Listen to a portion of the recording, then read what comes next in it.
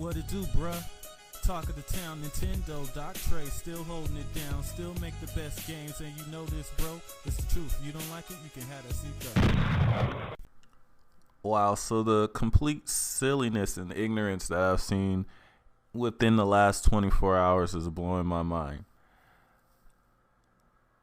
The Nintendo Switch will have no problem running most multiplats. I told you guys before, it's not about the raw specs. It's about being modern and up to date and compatible with today's engines, to which the Nintendo Switch is. Fully compatible with the latest version of OpenGL, fully compatible with the latest version of Vulkan, fully compatible with the latest version of Unreal Engine 4.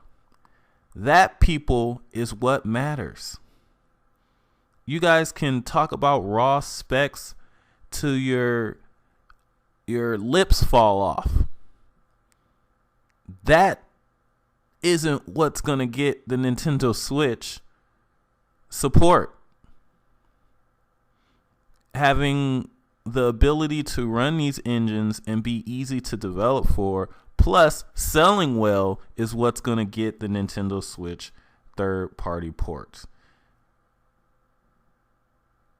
I'm going to be real with you guys.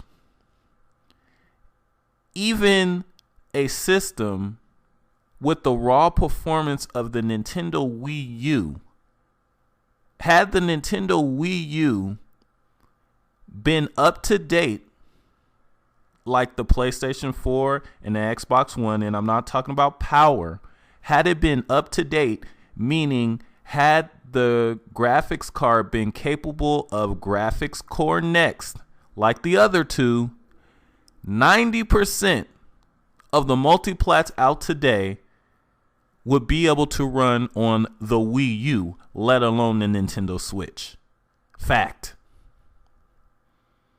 And that's something you guys are going to find out if the Nintendo Switch is successful, because that's the only thing really keeping these third-party games, or at least most of them, from landing on the Switch, is if the Switch just bombs.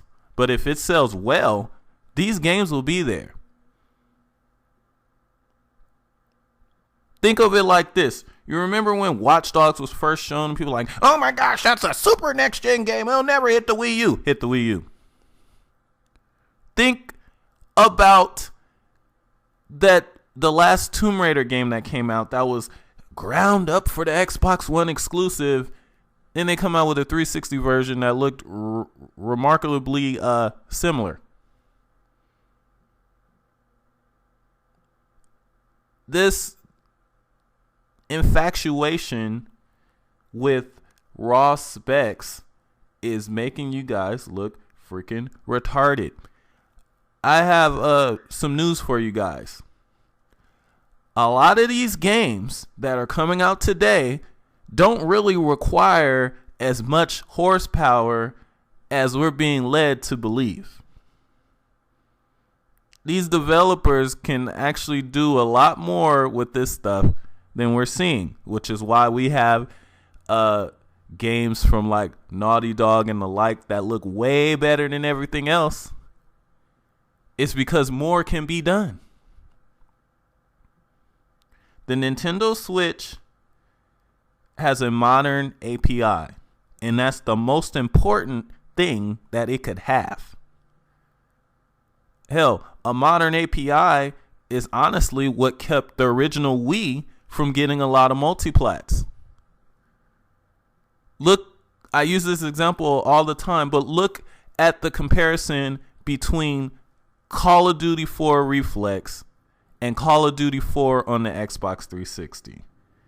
Now, because of the power issue, the Wii version runs at 30 frames per second instead of 60 frames per second.